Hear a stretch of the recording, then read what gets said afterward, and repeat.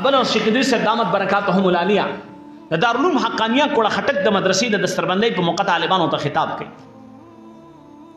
او طالبانو ته چې کوم دی واعظ او نصیحت کې او څو خبرې کوي اے طالبانو تاسو ډیر مبارک خلک یې او بیا ورته وایي چې په تاسو کې هغه خلک شته چې ما ته د یو هلک متعلق وویلی شو چې 8 کاله بعد به دا کور ته ځي دا به د خپلې مور او پلار ملاقات 8 کاله بعد کوي او دا هلک داسې بار مطلب نه دی راغلی هم د دې لکي مروت علاقه یادي په دې لکي مروت علاقې دی اوس دا هلک ولې ځي غریبي ده کرایي ورسره نشته بېوسي ده خو زه به په دې 8 کاله کې د څومره خلکو سره مخامخ شوي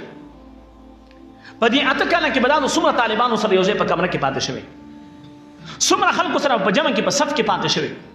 په دې 8 کاله کې چا دل دومره روپۍ نه ده ورکړې چې ته میاشت بعد کور ته لاړ شه ته کال بعد کور ته لاړ شه د اختر شپې ورځې دې کور ته لاړ شه دا وجه د دې خلکو ذهن کې دا نه چې دا علما ډېر مالدار دي دا طالبان ډېر مالدار دي شیخ صاحب وایي ما ته چا ویلې دې هلک له مور ګوتمه ورکړې ده مور ولا ګوتمه ورکړې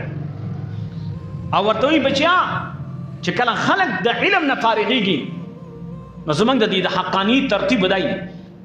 دا طالبان هر یو طالب د خپلو مېلمنو نه په خپله باندې پروګرام کوي یو پروګرام زموږ د مدارسو والي د وړو مدرسو والا نو بس د مدرسې والا یو دیګ دوه دیګ وریجې پخ کړي لکه ترکاري پخ کړي بس هغه مېلمانه پې وزر شي اول ته خو لکونه خلکي مدرسه کې خو د فقه خودو ځای نه اکثر جماعتونو ته طالبان لاړ شي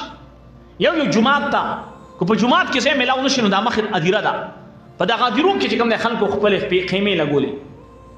مختلفو ځینو خلکو او هغې کې سیټ اپ کړی چې زما میلمانه به راځي 10 کسه 12 کسه 15 کسه 20 کسه دا هر چا وست خپل ځان ته ګوري او خپل تعلق ته ګوري چې ما ته به څومره خلک راځي نو هغوی چې هلته لاړ شي نو هلته دوی هر طالب ځان له د خپل وس مطابق پروګرام جوړوي 10 کسان له جوړوي 20 کسان له جوړوي 150 له جوړوي 500 له جوړوي بعضې د مدرسې د کمرې ملګري وي 2-3 ملګري یو ځای شي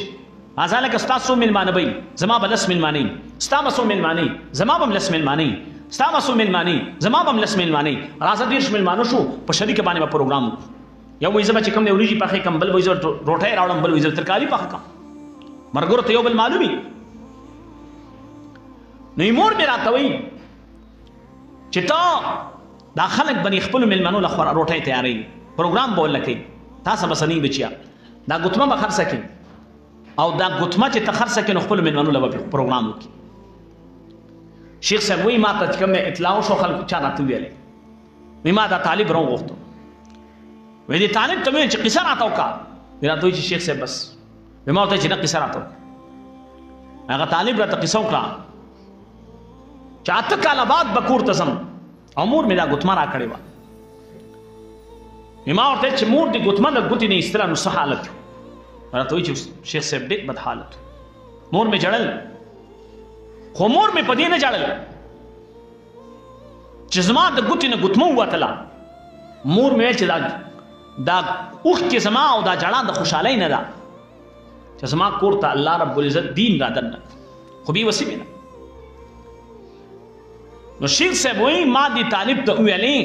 چې ستاسو چې د مېلمنو څومره ترتیبي دا به زه چاته ویم اوبه کي خو دا ګوتمه دې واپس اوس خپلې مور له ورکړه او مې شیخ صاحب طالبانو ته وایي ای طالبانو قسم په خدای ستاسو په پرې په تاسو کې هغه خلک هم شته چې ما ته یو مور ټیلیفون وکړو راته وایي شیخ صاحب ما ته ډېره دعا وکړه زما بچی به تا سره پاکوړي کې فارغېږي زما د دې بچی د علم د زده کړې دپاره ما په پردو کورونو کې جارو اخلې دا په پردو کورونو کې مې محنت کړی زما دا بچی یتیم و خو ما ویل چې زما دا بچی دین زده کړي علم زده کړي نو زما په پردو کوڅو کې په پردو کورونو کې چې کوم دی خدمت کوم ما په دې خپل بچی باندې علم وکړو نو شیخ صاحب وایي ما ورته ویل چې ما ته د دې طالب نوم وښیه اوس دومره قربانو سره چې دا علما علم حاصلوي دا طلبا د دین خدمت کوي قسم دې د دوی د برکت دنیا آباد ده. زه او ته چې په دې دنیا کې اوسېږو دا خوراک کو دا اسکاک کو دا نه دي علماو د طلباو د قربانو برکت دی. ما ته ډېر خلک معلوم دي چونکې زمونږ وابستګي ده او زه اکثر د دې علماو تذکره ډېره کوم. یو مولوي صاحب ته خپل ملګري ټلیفون وکړو، هم مولوي صاحب دی، مولوي صاحب زما جومات ته راشه، سله زما جومات کې زما دې مقتدیانو ته لږه خبرې وکړه، بیان به وکړي. په څه باندې زما مقتدیانو ته بیان کې دا ووایه چې د خپل امام له سرسایه ورکړه. طالبان مولیان خپلو کې یو بل سره ګپ مپ لګوي. ما ورته چې ولې راته وایي چې روژه شروع شوې ده، ما سوا د اوبو نه او ما سوا د اوچې روټۍ نه نه مې په روژه ماتې کې بل څه لیدلي دي او نه مې په پښمني کې بل څه لیدلي. روژه تېرېدو واله نه، خو د دې باوجود اوسه پورې ما چاته غږ نه دی کړی. خو زما بچي دي، د دې بچو پیزار، د دې بچو چې کم دی کپړو دې ته ضرورت دی. زما دا بچي چې د پردو پیزار ته ګوري او د پردو کپړو ته ګوري، زما دا بچي ډېر خفه کېږي. نو زما د خبرې غرض دا چې دا طلباو دا علما دا په الله ډېر ګران دي. ګوره ما بلو دې طالبانو ته ویل کو چرته د دې محلې د دې خلکو نه یارېدلې او په دې نه یارېږم چې ما ته به څه ووایي. ډېر وویلې او ډېرې چې کوم دی ځان اپلاتون د زمانې جوړ کړي، خدا د الله احسان دی چې په مخامخ باندې څه نه وایي. طالبانو ته مې ویلې قسم دی کو تاسو په دې جومات کې سرکونډۍ اړولې که نه ما به تاسو نه وی منې کړي.